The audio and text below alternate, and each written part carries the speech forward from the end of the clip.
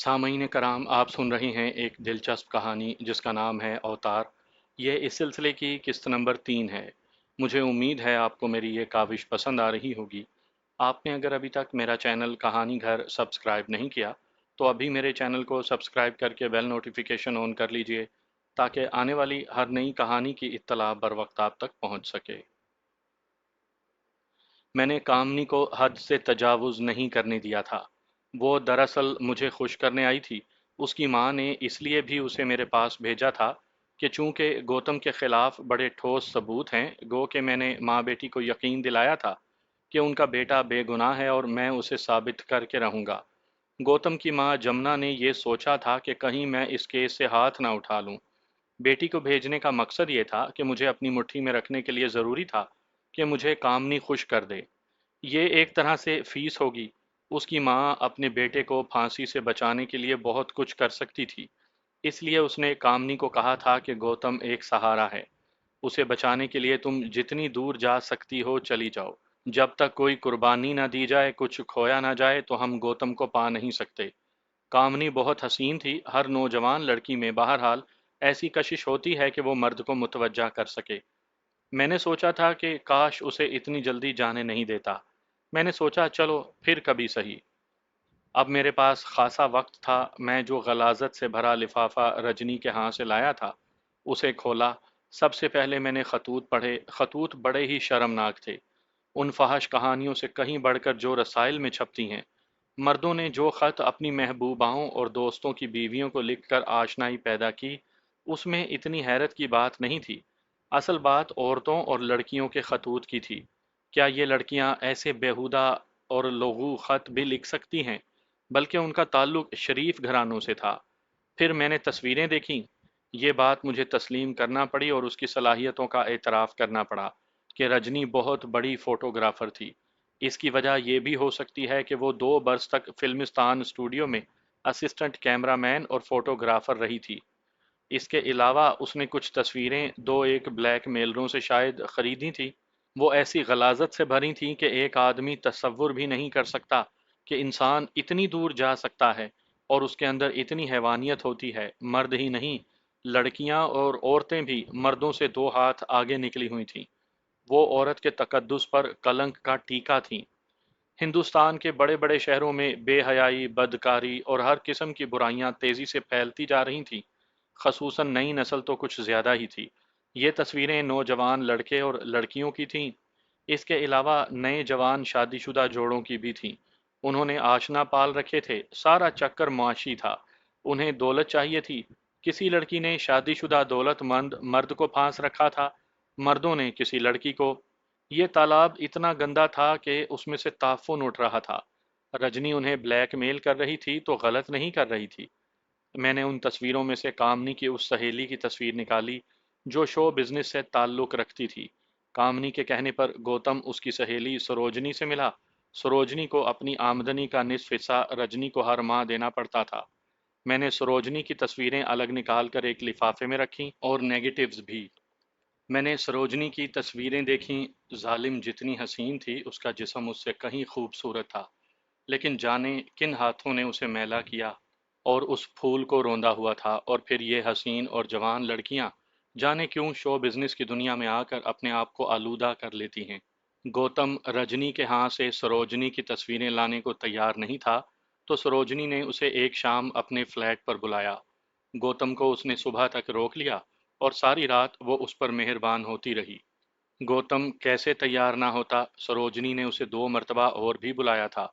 सरोजनी ने उसे पागल कर दिया था। वो उसका असीर ऐसा बना कि उसने फैसला कर लिया था कि वो हर कीमत पर सरोजनी की तस्वीरें रजनी के हाथ से निकाल लाएगा, क्योंकि सरोजनी ने उससे वादा किया था कि अगर वो उसकी तस्वीरें लाकर दे देता है तो फिर उनकी दोस्ती और ताल्लुकात सदा कायम रहेंगे। गौतम के लिए इससे बड़ी खुशकिस्मती की बात और क्या हो सकती थी। गौतम ने शायद ये भी सोचा होगा कि औरत का क्या भरोसा। सरोजनी की 7 तस्वीरें थी, वो उनमें से 6 देकर एक अपने पास रख लेगा ताकि सरोजनी से उसकी दोस्ती और ताल्लुकात बरकरार रहें। वरना उन तस्वीरों को पाने के बाद सरोजनी उसे ठेंगा दिखा देगी।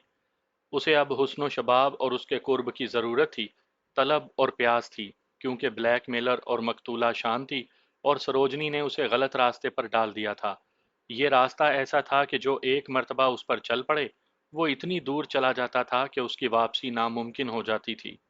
उस लिफाफे में सरोजनी का पता भी था। मैं 20 मिनट के बाद उसके फ्लैट की इत्तलाई घंटी बजा रहा था। मुझे थोड़ी देर इंतज़ार और 2 मरतबा बटन दबाना पड़ा था। उसने दरवाज़ा खोला, मुझे हैरत और सवालिया नज़रों से देखा। वो इस वक्त शब ख्वाबी के लिबास में थी। उसकी आंखों में नींद का खुमार भरा हुआ था। वो रात 1 बजे शूटिंग से वापस आई थी। उसके साथ कैमरामैन भी आया था। वो 1 घंटा तक रुक कर गया था। कैमरामैन को भी एक अदाकारा ने खुश करना होता है, वरना कैमरामैन उसके चेहरे का हुलिया बिगाड़ सकता है। टीवी और फिल्म लाइन ऐसी है कि ऊपर से नीचे तक जाने किस किस को खुश करना पड़ता है, वरना वो उस लाइन में टिक नहीं सकती। कौन हैं आप? उसने मुझे ऊपर से नीचे तक देखा। उसकी खूबसूरत बड़ी बड़ी स्याह आंखों में हैरानी भर गई। आप यूं समझें कि मैं आपका दोस्त और हमदर्द हूं, मैंने जवाब दिया। मैं आपसे मिलने आया हूं, क्या मैं अंदर आ सकता हूं? मैं नहीं जानती आप कौन हैं, क्या हैं, वो स्पार्ट लहजे में बोली। मैंने इससे पहले आपको देखा और ना ही आपसे मिली हूं। मैंने भी आपसे कभी मुलाकात नहीं की, हम दोनों ही एक दूसरे के लिए अजनबी हैं, मैंने कहा। आज अब पहली मुलाकात है। क्या ऐसा नहीं हो सकता कि आप किसी वक्त होटल में मुझसे मिल लें? वो बोली, ये ज़्यादा मुनासिब रहेगा। क्यों, इस वक्त मिलने में क्या हर्ज है, मैंने कहा। घर से अच्छी जगह मुलाकात और बात करने के लिए और कोई नहीं हो सकती। इसलिए कि मैं घर पर अकेली हूँ और आपको शायद इस बात का इल्म होगा कि मैं अपने फ्लैट में अकेली रहती हूँ, वो बोली। आपने ये कहकर कि मैं घर पर अकेली हूँ सारे जिस्म पर सनसनी दौड़ा दी। मैंने खुश दिली से कहा, मैं इसलिए भी आपसे आपके दौलत खाने पर मिलने आया हूँ कि आप अकेली रहती हैं, कोई और रहता होता तो शायद ना आता। आपने कैसे और किस तरह अंदाजा कर लिया कि मैं घर पर अकेली हूँ? सरोजनी की आंखें फैल गईं। वो ऐसे कि आप शब ख्वाबी के लिबास में दरवाजे पर खड़ी हैं। यकीनन अगर आपके फ्लैट में और कोई होता तो आप ये नाइटी नहीं पहनती, क्योंकि इस हालत में कोई लड़की शोहर के सिवा किसी के सामने नहीं जा सकती। मैं सो रही थी, उसने दरवाजे को ढाल बनाते हुए कहा। घंटी बजते ही मैं बिस्तर से निकलकर दरवाजे पर आई तो इसका ख्याल ही नहीं रहा। जी नहीं, आप मुबालगे से काम ले रही हैं, मैंने कहा। आप बिस्तर पर बगैर नाइटी के सो रही थी। घंटी बजी तो आप नाइटी पहन कर आई हैं। क्या कहा आपने? उसके चेहरे पर हैरत सी छा गई। क्या आपने मुझे बिस्तर में सोते देखा था? लेकिन कैसे और कहाँ से? कोई ऐसी जगह नहीं है जहां से आप मेरे बेडरूम में झांक सकते हो। असल बात यह है कि आपका जब मेहमान गया तो आप गहरी नींद में थी। आपको खबर नहीं कि वो कब गया, मैंने मायनी खेज लहजे में कहा। कौन मेहमान? वो बुरी तरह चौंकी। कैसा मेहमान? कोई मेहमान नहीं था, मैं स्टूडियो से रात अकेली आई हूँ। विश्वनाथ, कैमरामैन, मैंने कहा।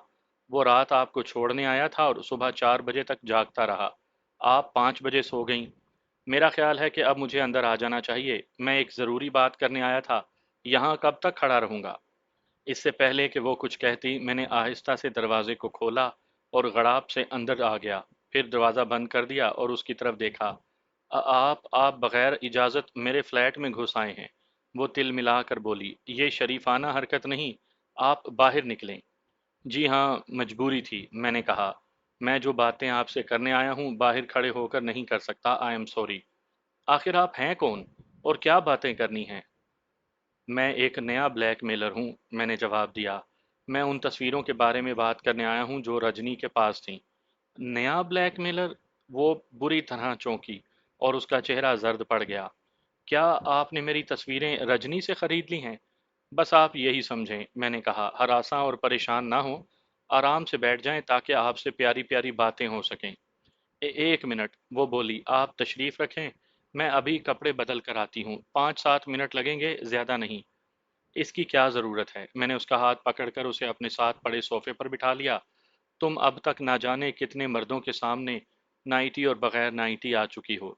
मेरे सामने आने से क्या फ़र्क पड़ता है, जबकि अब मैं तुम्हारा नया ब्लैकमेलर हूँ। रजनी ने मेरी तस्वीरें तुम्हारे हाथ क्यों और किस लिए फ़रोख्त की हैं? वो तिनक कर बोली। उसने अच्छा नहीं किया, मैं उससे समझ लूँगी। दरअसल ब्लैकमेलिंग अब एक नया बिजनेस बन चुका है, मैंने कहा। इसमें जो मुनाफा और मज़े हैं वो और किसी कारोबार में नहीं।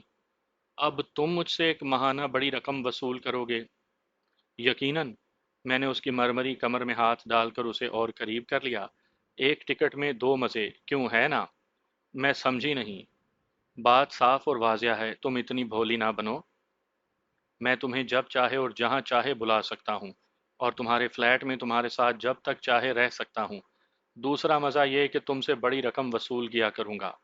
اگر تم زیادتی کرو گے تو میں زہر کھا کر یا پھر بالکنی سے کود کر خودکشی کر لوں گی۔ سروجنی روحانسی ہو گئی۔ تم بلیک میلر کتنے ظالم ہوتے ہو۔ میں جانتا ہوں تم خودکشی نہیں کرو گی، میں بولا۔ تمہیں خودکشی کرنا ہوتی تو تم کب کی کر چکی ہوتی۔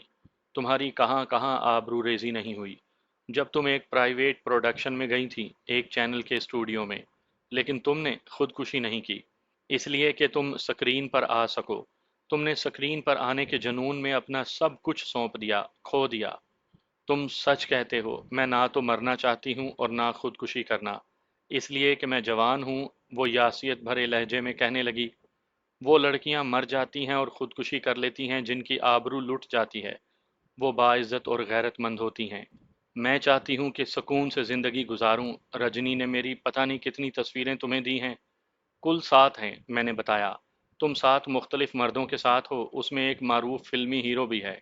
کیا ایسا نہیں ہو سکتا کہ تم مجھ سے ہر ماہ لگی بندی رقم وصول کرتے رہو اور وہ ساری تصویریں اور نیگیٹیوز مجھے دے دو؟ نہیں، لیکن تمہارے ہاتھ تصویریں فروخت کرنے کے بعد ایک ٹکٹ میں دو مزے کہاں سے ہو سکیں گے؟ میں نے خالص کاروباری لہجے میں کہا۔ میں وعدہ کرتی ہوں کہ تصویریں خریدنے کے بعد بھی میں تمہارا دل بہلاتی رہوں گی، وہ بڑے مضبوط لہجے میں بولی۔ لیکن ایسا نہیں ہوگا، تم مجھے ٹھینگا دکھا دو گی، میں نے ہنس کر کہا۔ تم اس گندگی کی کیا قیمت دے سکتی ہو؟ تم نے جو قیمت رجنی کو دی ہے اس سے دگنی قیمت مجھ سے لے لو۔ اس نے بڑی سنجیدگی سے کہا۔ بتاؤ رجنی کو تم نے کیا قیمت دی؟ تم سنو گی تو حیران رہ جاؤ گی اور تمہیں یقین نہیں آئے گا۔ میں اس سے کہیں زیادہ سنجیدہ ہو گیا، شاید تم بے ہوش بھی ہو جاؤ۔ کیا تم نے اس کی قیمت لاکھوں میں دی ہے؟ سروجنی کے چہرے کا رنگ اڑ گیا۔ مگر میں تو لاکھوں نہیں دے سکتی۔ سنو، یہ کاروباری باتیں بعد میں ہوتی رہیں گی، میں نے کہا۔ کیا ایسا نہیں ہو سکتا کہ تم چائے بنا کر پلاؤ؟ اس کمینی نے تم سے غلط بیانی کی ہوگی کہ میں ہر ماہ اسے بڑی رقم دیتی ہوں اور میرے پاس بہت دولت ہے۔ ہاں، اس نے یہ بات کہی تو تھی، میں نے اس بات میں سر ہلایا۔ میں نے تم سے کہا تھا کہ چائے بناؤ لیکن تم نے انسنی کر دی۔ پہلے تم بتاؤ کہ ان تصویروں کی کیا قیمت چاہتے ہو، وہ بولی، تاکہ میں چائے بناتے ہوئے سوچتی رہوں اور کوئی فیصلہ کر سکوں۔ میں جو قیمت چاہتا ہوں وہ شاید تم نہ دے سکو، تاہم میں بڑا دل پھینک قسم کا بلیک میلر ہوں، جلدی سے چائے بنا لاؤ۔ اگر تمہارے بس میں ان تصویروں کی ادائیگی نہ ہوئی تو پھر ہم چائے پیتے وقت کوئی راہ نکال لیں گے، میں نے کہا۔ وہ میرے بازو کے حلقے سے نکلی اور خوابگاہ کی طرف بڑھی تو میں نے کہا، کیا تم نے خوابگاہ میں کچن بنا رکھا ہے؟ جی نہیں۔ اس نے رک کر گھوم کر میری طرف دیکھا اور بولی، میں نائٹی اتارنے جا رہی ہوں۔ اگر نائٹی اتارنا ہے تو یہاں بھی اتار سکتی ہو، میں نے شوخی سے کہا۔ میرا دل خوش کرنا ہے، خوشنودی حاصل کرنی ہے۔ میں نائٹی اتار کر گون پہن کر آتی ہوں، سروجنی بولی۔ پھر میں کچن میں جا کر چائے اور ناشتہ بناؤں گی۔ یہ میرا حکم نہیں بلکہ میری درخواست ہے کہ تم نائٹی میں رہو، میں نے کہا، اس لیے کہ ان شعلوں کو دیکھتا رہوں جو دل خوش کر رہے ہیں۔ پھر وہ کچن کی طرف بڑھ گئی۔ تپائی پر کچھ فلمی رسالے پڑے تھے۔ میں نے وہ رسالہ اٹھا لیا جس پر اس کی رنگین تصویر سر ورق پر چھپی ہوئی تھی۔ اندر ایک گوشہ اس کے متعلق چھپا تھا۔ میں کوئی 20 منٹ تک ان تصویروں میں غرق رہا۔ اس پر جو مضمون لکھا گیا تھا میں نے اسے بھی پڑھا۔ 20 منٹ کے بعد وہ چائے اور ناشتہ بنا کر لے آئی۔ میں نے اسے صرف چائے کی خواہش ظاہر کی تھی، لیکن وہ میرے لیے ناشتہ بنا کر لے آئی تھی۔ میں نے ناشتہ کرتے وقت دانستہ قتل کے موضوع کو نہیں چھیڑا، البتہ چائے پیتے وقت میں نے اس کے چہرے پر نظریں مرکوز کر کے کہا، کیا تم بتا سکتی ہو کہ گوتم نے شانتی کو قتل کیوں اور کس لیے کیا، جبکہ شانتی اور اس میں گہرے تعلقات تھے؟ نہیں، اس نے نفی میں سر ہلایا۔ مجھے صرف اتنا ہی معلوم ہے کہ جو اخبار میں چھپا اور چھپ چکا ہے۔ کیا یہ حقیقت نہیں کہ گوتم نے یہ قتل تمہاری خاطر کیا؟ میں نے چبھتے ہوئے لہجے میں کہا۔ تم اس سے انکار نہیں کر سکتی ہو۔ میری خاطر؟ وہ کس لیے؟ اس کے ہاتھ سے پیالی چھوٹتے چھوٹتے بچی۔ میرا اس واردات سے کوئی تعلق نہیں۔ تعلق تو ہے، میں نے کہا۔ واردات سے نہیں بلکہ قاتل سے ہے۔ میں ثابت کر سکتا ہوں کہ قاتل نے تمہارے لیے یہ قتل کیا۔ کیا تعلق؟ سروجنی کا چہرہ زرد پڑتا گیا۔ میں تو قاتل کو جانتی تک نہیں، تم مجھے کیوں ملوث کر رہے ہو؟ قتل کی واردات سے کچھ دن پہلے تک تم قاتل کو نہیں جانتی تھی، لیکن بعد میں قتل سے دو ایک دن پہلے ملاقات ہو گئی۔ میں نے بتایا، وہ تمہاری سہیلی کامنی کا بھائی ہے۔ تم نے ایک دن کامنی کو اعتماد میں لے کر بتایا کہ تمہاری جان کس اذیت میں مبتلا ہے۔ تم نے کامنی سے کہا کہ تم اپنے بھائی سے کہو کہ مجھے اس عذاب سے نجات دلائے۔ گوتم نہیں مانا، کیونکہ یہ کام آسان نہیں تھا۔ پھر تم نے ایک شام اسے بلایا اور اپنے جسم کا نذرانہ پیش کیا۔ 2 راتوں تک تم اس پر اس قدر گرم جوشی، وارفتگی اور والہانہ پن سے مہربان ہوتی رہیں کہ گوتم تمہاری ہر بات ماننے کے لیے تیار ہو گیا۔ اتفاق کی بات تھی کہ رجنی شانتی کی پڑوسن تھی۔ مقتولہ شانتی سے گوتم کے تعلقات تھے۔ شانتی بظاہر ملازمت کرتی تھی اور اس عمارت کے لوگ جانتے تھے کہ وہ اکیلی رہتی ہے۔ اس کے ہاں کسی کی آمدرفت نہیں۔ در حقیقت ایسا نہیں تھا۔ وہ بہت ہوشیار اور محتاط عورت تھی۔ وہ 18 سے 20-22 برس کے خوبصورت، صحت مند اور دراز قد لڑکوں کو شکار کرتی تھی۔ ایک مرتبہ جو لڑکا اس کے جال میں پھنس جاتا، اس کا نکلنا ناممکن ہوتا، لیکن وہ جی بھرنے کے بعد دوسرا شکار تلاش کرتی۔ گوتم بھی اس کا نیا شکار تھا۔ کسی کی بھی اس کے ہاں آمدرفت کے بارے میں کوئی نہیں جانتا تھا۔ جب تم نے گوتم کو اپنا دیوانہ بنانے کے بعد اس سے درخواست کی کہ وہ تمہیں اس اذیت ناک عذاب سے نجات دلا دے، تو گوتم تیار ہو گیا۔ تم نے رجنی کو دیکھا ہوا تھا، پھر گوتم نے اس کے بارے میں کسی نہ کسی طرح معلومات حاصل کر لی تھی کہ رجنی گھر سے کب اور کتنی دیر تک غائب رہتی ہے۔ پھر اس نے ایک کفل ساز کو رجنی کے گھر لے جا کر یہ کہہ کر ڈپلیکیٹ چابی بنوائی کہ اس کی چابی کہیں کھو گئی ہے۔ دوسرے دن رات کو وہ شانتی کے ہاں گیا۔ جب شانتی سرفراز ہونے کے بعد گہری نیند سو گئی، تب وہ شانتی کے فلیٹ سے نکلا۔ تب رات کے 2 بج چکے تھے۔ وہ رجنی کے ہاں داخل ہوا۔ جس وقت وہ الماری کھول رہا تھا، رجنی کی آنکھ کھل گئی۔ رجنی نے اس کی 2-3 تصویریں چوری کرتے ہوئے اتار لیں۔ رجنی گوتم کو شانتی کے فلیٹ میں آتے جاتے دیکھتی آ رہی تھی۔ وہ اسے شکار کرنے کا سوچ رہی تھی کہ اتفاق نے اسے پھنسا دیا۔ رجنی نے اسے کھلونا بنا لیا۔ گوتم شانتی کا دیوانہ تھا۔ رجنی کو یہ بات پسند نہیں تھی۔ اس نے اس لیے گوتم کو قتل کے کیس میں پھنسا دیا۔ او بھگوان! سروجنی بھونچکی ہو گئی۔ چند لمحوں تک اس پر سناٹا سا طاری رہا۔ جب بولی تو اس کی آواز ویران سی تھی۔ تمہیں یہ سب کچھ کس نے بتایا؟ تم تو بہت کچھ جانتے ہو۔ میں تو بہت ساری باتیں بھی نہیں جانتی۔ گوتم نے شانتی کو کس لیے قتل کیا؟ یہ ایک معمہ ہے، میں نے کہا۔ ویسے گوتم نے رجنی کو قتل نہیں کیا، اس کے ہاتھ صاف ہیں۔ اس کا قاتل کوئی اور ہے۔ لیکن میں نے اخبار میں جو قتل کی واردات کی رودات پڑھی ہے، اس میں تو سارے شواہد گوتم کے خلاف ہیں، سروجنی نے کہا۔ رجنی عینی گواہ ہے اور پھر اس کے ہاتھ کے نشانات بھی ٹھوس ثبوت ہیں۔ وہ ان شواہد کو کیسے جھٹلا سکتا ہے؟ وہ بچ نہیں سکے گا۔ لیکن وہ قاتل نہیں، میں نے کہا۔ قاتل کوئی اور ہے۔ رجنی نے اسے رکابت میں پھنسایا۔ مجھے امید ہے کہ وہ بچ جائے گا۔ پتہ نہیں کیسے بچے گا، وہ افسردگی سے بولی۔ وہ میری سہیلی کا بھائی ہے، مجھے کیا معلوم تھا کہ وہ اس بری طرح پھنس جائے گا۔ وہ کیسے بچ جائے گا یہ تمہیں بعد میں معلوم ہوگا، میں نے کہا۔ اب ذرا تصویروں کو موضوع بنائیں، سودے کی بات کریں۔ ہاں، سروجنی نے سر ہلایا۔ تم نے رجنی کو کیا قیمت ادا کی اور تم مجھ سے کیا قیمت چاہتے ہو، جلدی سے بتاؤ۔ میں نے اس کی قیمت، میں زیر لب مسکرایا، پھر اس کا ہاتھ پکڑ کر اسے اپنے پاس بٹھا لیا۔ اگر تم ایک اندازے سے اس کی قیمت بتا دو تو میں شاید تمہیں مفت میں تصویریں دے دوں۔ تصویریں حاصل کرنے کا یہ ایک سنہری موقع ہے۔ 2 لاکھ روپے؟ اس نے کچھ دیر تک سوچنے کے بعد میری طرف دیکھا۔ وہ اس سے ایک پیسہ بھی کم لینے سے رہی۔ وہ بہت کمینی ہے۔ 2 لاکھ روپے! میں نے اس کا چہرہ نظروں کی گرفت میں لے کر کہا۔ یہ تم نے کیوں کر اور کیسے اندازہ کیا؟ اتنی زیادہ قیمت؟ وہ اس سے کم قیمت اس لیے نہیں لے سکتی کہ میں اس کے لیے سونے کے انڈے دینے والی مرغی تھی۔ اگر اس نے 2 لاکھ میں بھی سودا کیا ہے تو گھاٹے کا سودا ہے۔ جانے کیوں مجھے اب تک یقین نہیں آیا کہ اس نے میری تصویریں تمہارے ہاتھ فروخت کر دیں، وہ بولی۔ یہ گھاٹے کا سودا کہاں ہے، میں نے کہا۔ اگر اس نے تصویروں کے عوض لاکھوں روپے لیے تو پھر وہ فائدے میں رہی نا۔ اس لیے کہ اس نے میری ذات سے لاکھوں کمائے اور مزید کما سکتی تھی، سروجنی نے کہا۔ اس میں اس کے فائدے کی بات کیسے ہوئی؟ وہ مجھے استعمال کرتی تھی۔ کئی بار کسی عیاش طبع سرمایہ دار کے پاس بھیج دیتی تھی۔ وہ ان سے ہزاروں ایک رات کے وصول کرتی تھی اور مجھے صرف 2-1 ہزار روپے دیتی تھی۔ وہ میری طلب مردوں میں بڑھانے کے لیے یہ کرتی تھی کہ उसने मेरी दर्जनों नीम उरियां और नामुनासिब तस्वीरें उतार के रखी हुई थी, उन्हें शो बिजनेस मैगजीन में छपवाती थी। जब किसी मॉडल या अदाकारा की तस्वीरें अखबारात और शो बिजनेस के मैगजीन में छपती हैं तो उसकी मार्केट वैल्यू बढ़ जाती है। दरअसल रंगीन तस्वीरें हर किसी को बहुत मुतासिर करती हैं, फिर हवस परस्त राबता करते हैं। इस रिसाले में मेरी तस्वीरें गुज़िश्ता माह छपी थीं, तब से मेरी मांग में इजाफा हुआ है। दो एक टीवी कमर्शियल के अलावा 10 हवस परस्तों ने मुझसे राबता करके तारीखें ली हुई हैं। ऐसी सूरत में क्या उस कमीनी और जलील ने 2 लाख रुपए में सौदा किया है, तो क्या ये घाटे का सौदा नहीं?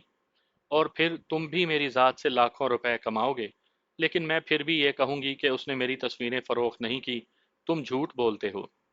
मैंने ऊपर वाली जेब में सिर्फ एक तस्वीर रखी थी, बाकी 6 तस्वीरें और 7 तस्वीरों के नेगेटिव्स लिफाफे में और जेब में थे।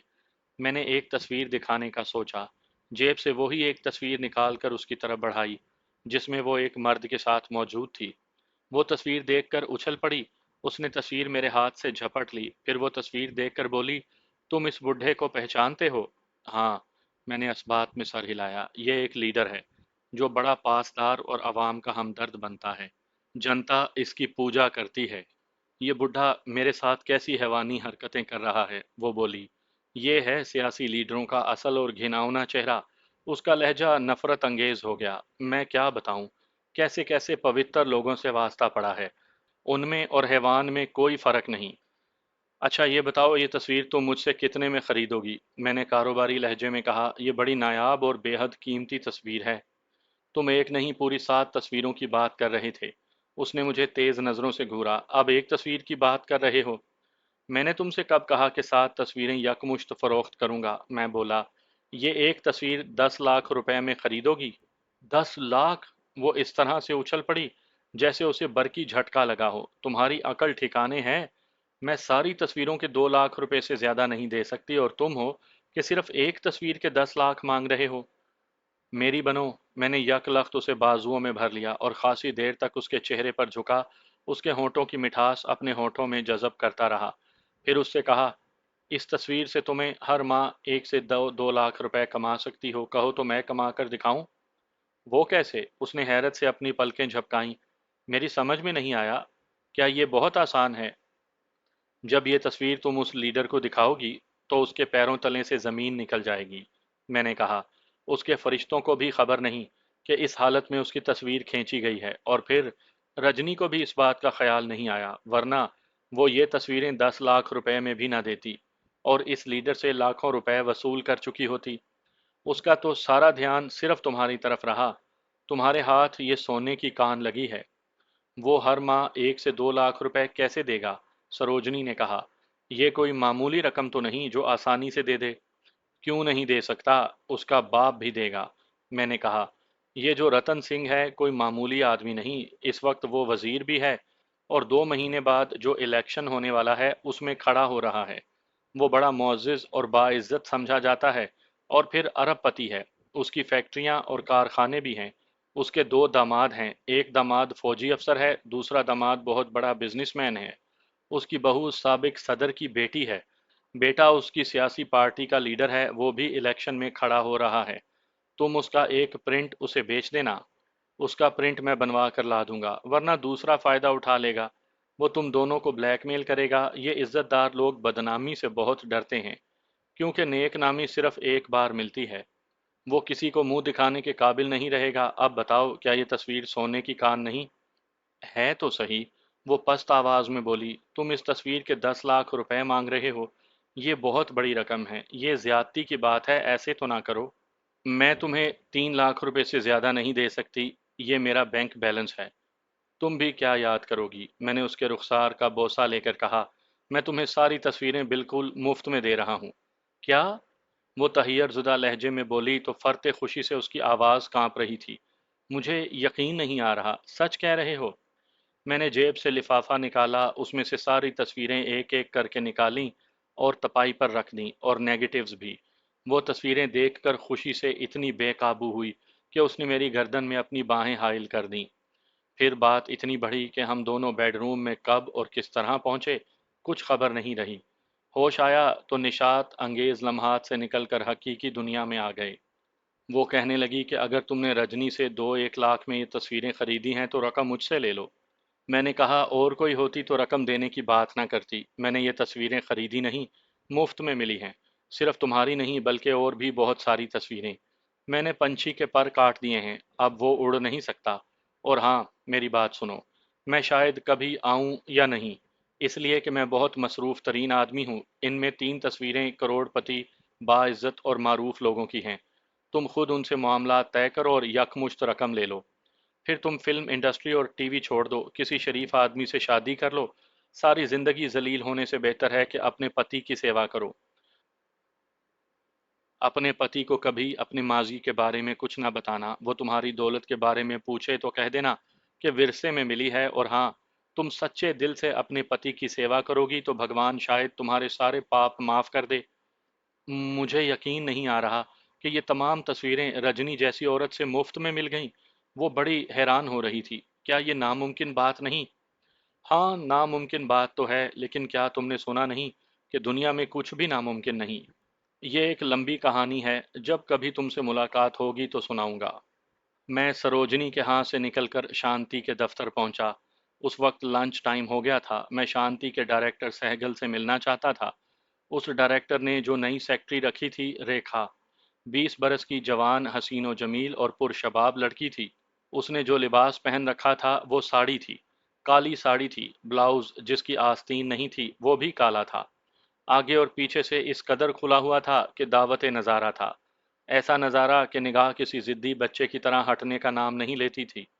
جب میں نے اسے بتایا کہ میں اس کے باس سے شانتی کے قتل کی واردات کے سلسلے میں ملنے آیا ہوں، تو اس نے اپنی نوٹ بک میں دیکھ کر بتایا تھا کہ باس بہت مصروف ہیں، مجھے 1 گھنٹہ انتظار کرنا ہوگا۔ میں اسی وقت چلا آیا تھا، میں اس کے انتظار میں خوار نہیں ہونا چاہتا تھا۔ اس وقت ملنا ایسا اشد ضروری بھی نہیں تھا، اور پھر رات بھر کا میں جاگا ہوا بھی تھا۔ آج پہنچا تو میرا خیال تھا کہ وہ آج بھی اسی کالی ساڑی اور بلاؤز میں ہوگی۔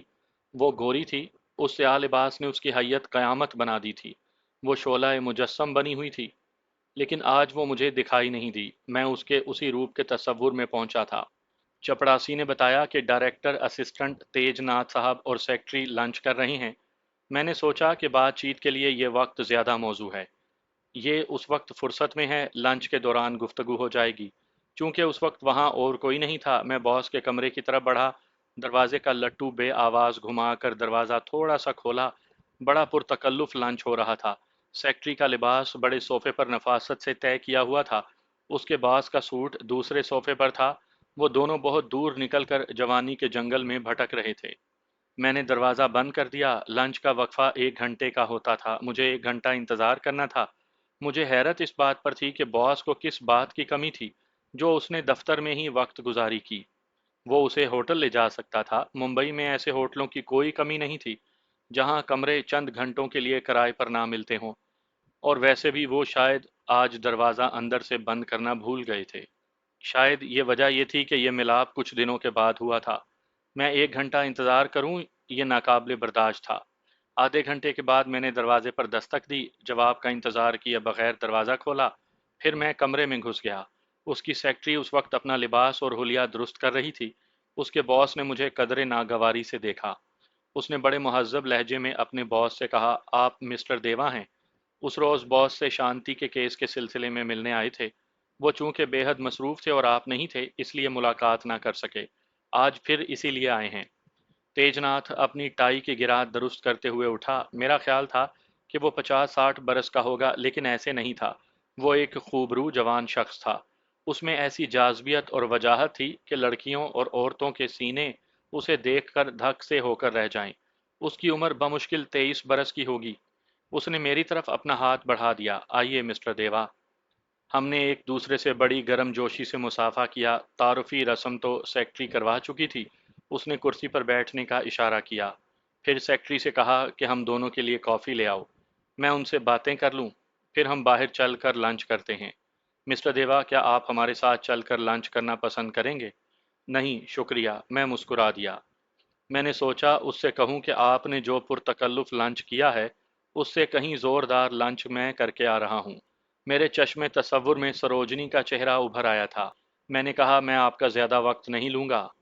مجھے یاد پڑتا ہے کہ میں نے آپ کا نام کسی کی زبانی سنا تھا۔ تیج ناتھ نے اپنے ذہن پر زور دیتے ہوئے کہا، کس سے؟ یاد نہیں آ رہا۔ مسز جمنا دیوی نے بتایا ہوگا، میں نے کہا۔ آپ کیا اس سے واقف ہیں؟ اس نے بتایا تھا۔ جی ہاں، مسز جمنا دیوی نے ہی بتایا تھا۔ اس نے اثبات میں سر ہلایا۔ انہوں نے مجھ سے کہا تھا کہ آپ پرائیویٹ سراغ رساں ہیں، گوتم کے کیس میں بغیر کسی غرض کے دلچسپی لے رہے ہیں، اس لیے کہ انصاف کا بول بالا ہو۔ یہ بہت ہی اچھی بات ہے۔ ظاہر ہے کسی کو انصاف ملے تو اس کا بول بالا ہوتا ہے۔ انصاف کے لیے کام کرنا ہر شخص کی ذمہ داری ہے۔ تو آپ کے خیال میں گوتم ایک بے گناہ مجرم ہے؟ وہ بولا۔ لیکن پریس میڈیا اور پولیس اس کی بے گناہی کو نہیں مان رہی۔ اس بات سے کوئی فرق نہیں پڑتا، کیونکہ بعض اوقات آنکھ جو دیکھتی ہے وہ غلط ہوتا ہے، میں نے کہا۔ ساری کارروائی یک طرفہ ہے، مجھے پولیس کی کوئی پرواہ نہیں۔ میں آپ سے ایک بات عرض کروں تو برا تو نہیں مانیں گے؟ وہ کیا؟ بالکل بھی نہیں، آپ کو جو کچھ کہنا ہے بلا جھجک کہہ دیں مسٹر دیوا۔ آپ کے بائیں گال اور نچلے ہونٹ کے نیچے لپسٹک لگی ہوئی ہے، میں نے ہاتھ کے اشارے سے اسے بتایا، اسے صاف کر لیں۔ وہ جھینپ سا گیا۔ اس نے ڈبے سے ٹیشو پیپر نکال کر لپسٹک کے نشان کو صاف کیا۔ شکریہ، وہ دھیمے سے بولا۔ ایک اور نشان ہونٹوں کے کنارے پر بھی ہے۔ میں نے کہا، بہتر ہے کہ آپ واش روم میں جا کر چہرہ صاف کر لیں۔ وہ کھسیانہ سا ہو گیا۔ اس کے کمرے میں ملحقہ واش روم تھا، وہ اس میں چلا گیا۔ اس کی سیکرٹری کافی لے کر آئی اور پوچھا، باس کہاں ہیں؟ ان کے چہرے اور ہونٹوں پر لپسٹک کے نشان تھے، وہ صاف کرنے گئے ہیں۔ میں نے کہا، میں نے انہیں بتایا تھا، کیوں ٹھیک کیا نا؟ اس کا چہرہ سرخ ہو گیا۔ وہ کافی میز پر رکھ کر جانے لگی تو میں نے اس کا مرمری سڈول ہاتھ پکڑ کر روک لیا تو اس نے حیرت سے دیکھا۔ آپ بھی ہونٹوں کی لپسٹک ٹھیک کر لیں، کیونکہ نچلے ہونٹ کی لپسٹک ساری باس کے ہونٹوں پر ثبت ہو گئی ہے۔ اس کے کمرے سے نکلتے ہی تیجناتھ آ گیا۔ وہ چہرہ دھو اور صاف کر کے آیا تھا۔ اس نے کرسی پر بیٹھتے ہی کہا، آپ گوتم کو بے گناہ سمجھتے ہیں؟ آپ کی یہ بات میری سمجھ سے بالاتر ہے۔ آپ کا اسے بے گناہ سمجھنے سے کیا ہوتا ہے؟ عدالت میں اس کی بے گناہی ثابت کرنی ہوگی، ٹھوس ثبوت کے ساتھ۔ لیکن آپ کس طرح اس کی بے گناہی ثابت کریں گے؟ کیا آپ کے خیال میں اس کی بے گناہی ثابت کرنا بہت مشکل ہوگا؟ میں نے پوچھا۔ کیا یہ ناممکن سی بات ہے؟ ہاں۔ اس نے میز کی دراز سے اخبار نکال کر میری طرف بڑھایا۔ آپ نے شاید قتل کی ردات توجہ سے نہیں پڑھی۔ اس کے خلاف ایسی ٹھوس شہادتیں موجود ہیں جسے جھٹلایا نہیں جا سکتا۔ مثلاً، وہ اپنا جملہ ادھورا چھوڑ کر بے چینی سے کرسی پر پہلو بدلنے لگا۔ مثلاً کیا؟ میں نے سوالیہ نظروں سے دیکھا۔ آپ بتا دیں، جھجک کیوں رہے ہیں؟ اینی شاہد کا بیان، اس نے سنجیدہ ہو کر کہا۔ اس کے بیان کا ایک ایک لفظ تیجناتھ کا منہ بن گیا۔ وہ چیخ چیخ کر کہہ رہا ہے کہ شانتی کا قاتل گوتم ہے، صرف گوتم۔ اس سے آپ کو اتفاق نہیں ہے؟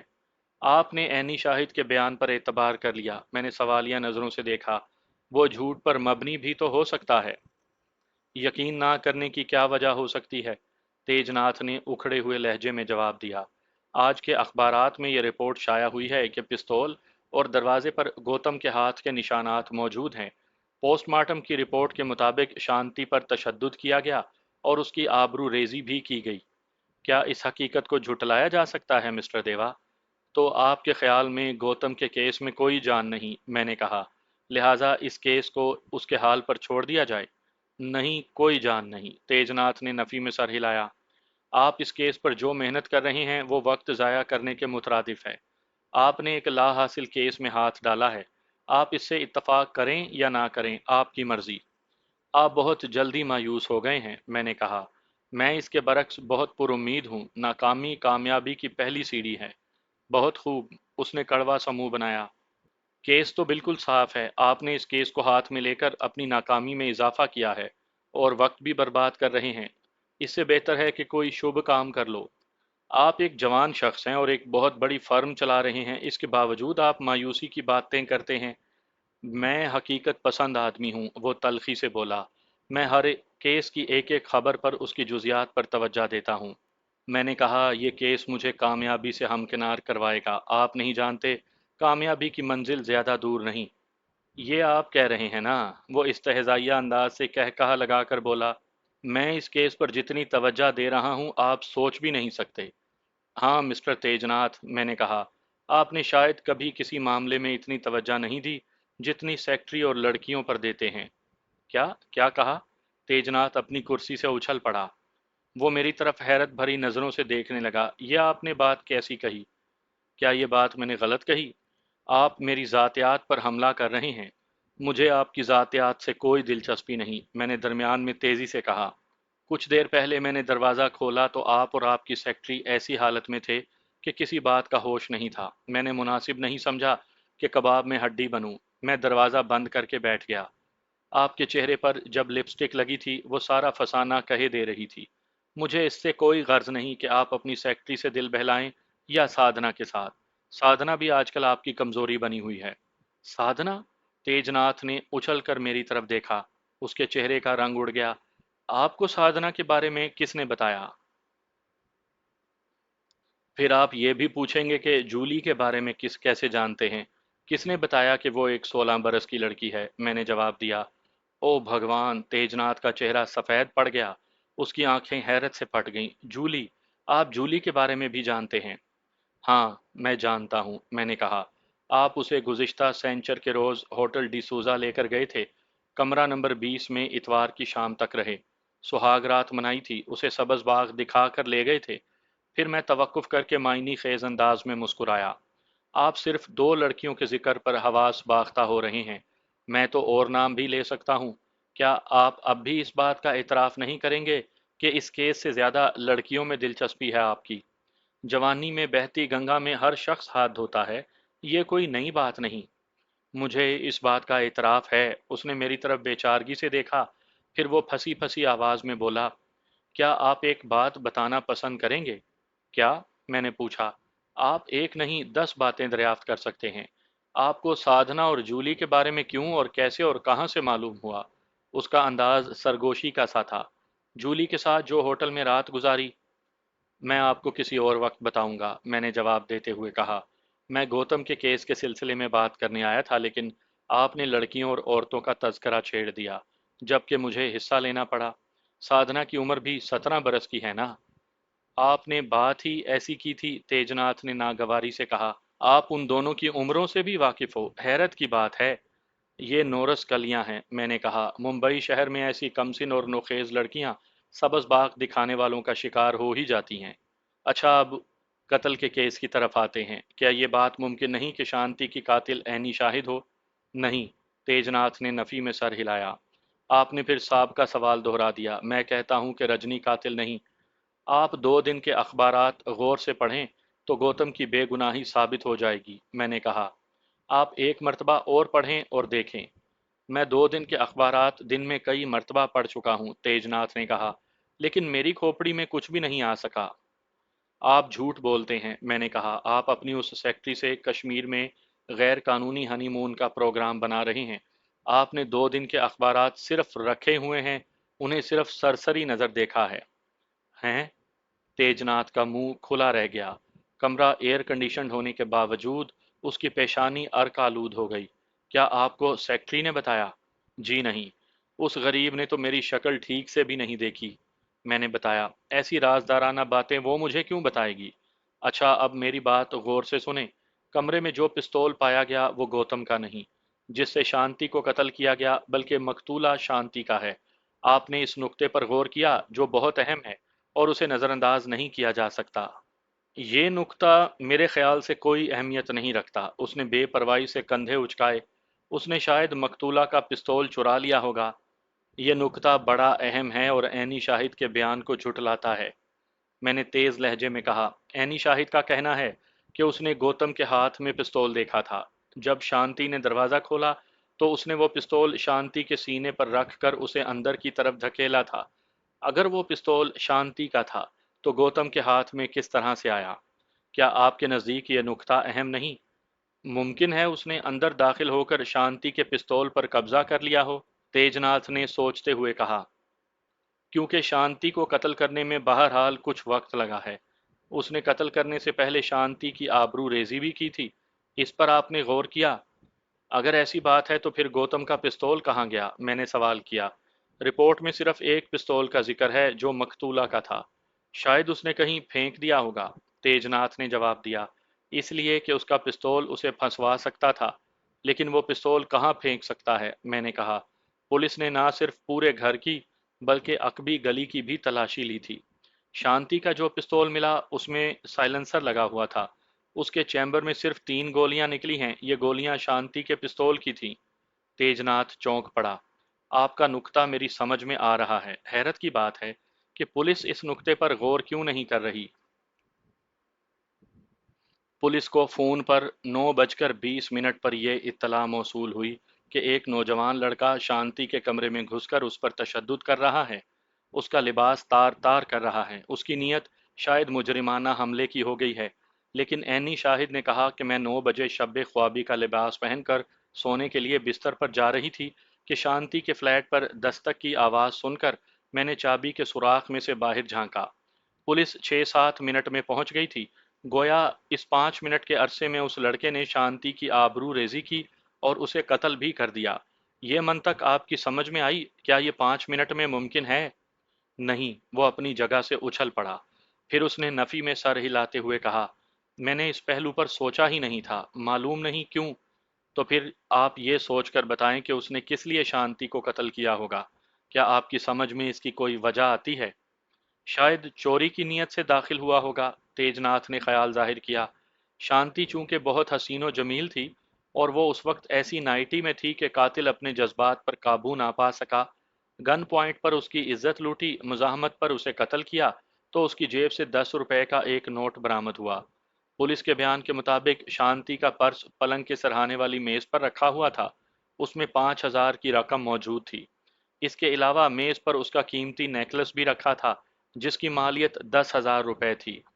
ओह, इस केस का ये भी एक पहलू है। मैंने तो इस पर गौर नहीं किया। हैरत है, क्यों नहीं? वो बगलें झांकने लगा।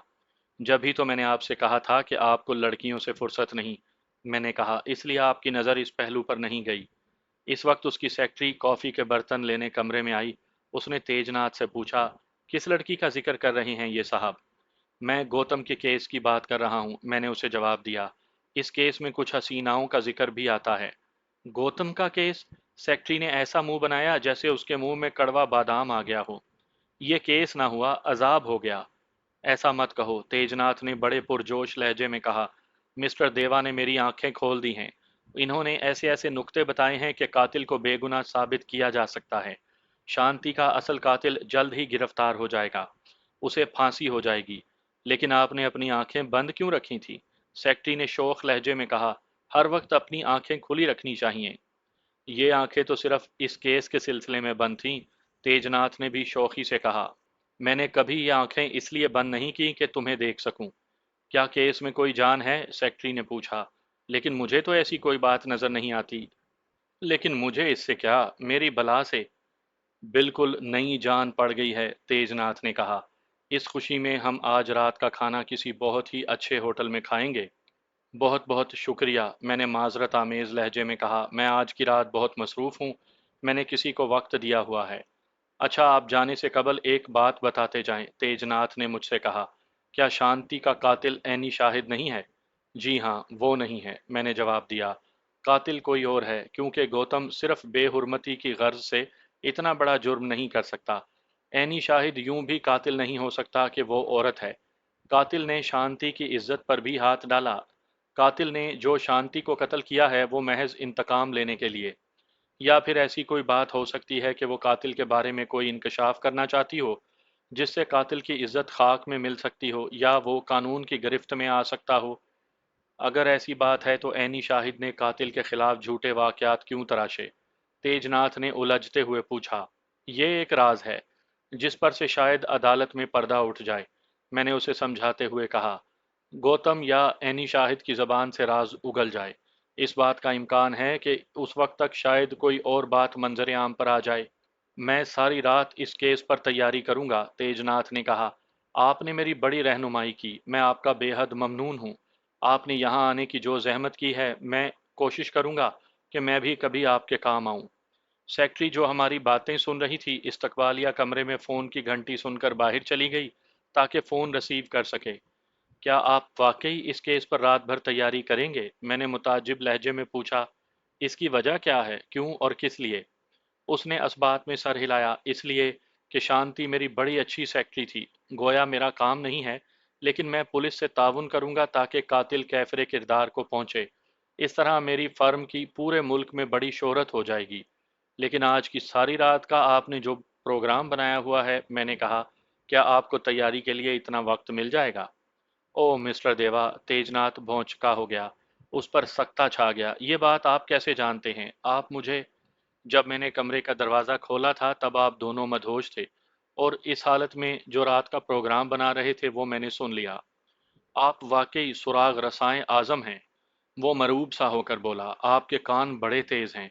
आपने सरगोशियां भी सुन ली, लेकिन आपने जूली और साधना के बारे में नहीं बताया। आप बता दें वरना मैं पागल हो जाऊंगा। वो मिन्नत करने लगा। मैं उसे बता देता कि मैं किस पोशीदा सलाहियत का मालिक हूं तो वो बेहोश हो जाता। मैंने बात बनाई, इसके सिवा कोई चारा नहीं था। दुनिया में आदमी के साथ ऐसे इत्तफाकात पेश आते हैं जिनके बारे में वो ख्वाबो ख्याल में भी नहीं सोचता। मैं कहने लगा, मैं एक रोज़ होटल डिसूजी गया तो आपको जूली के साथ देखा। आपने काउंटर पर जूली को अपनी पत्नी बताया, उसका नाम सरोजा लिखवाया। फिर आप दोनों को कमरा नंबर 20 दिया गया।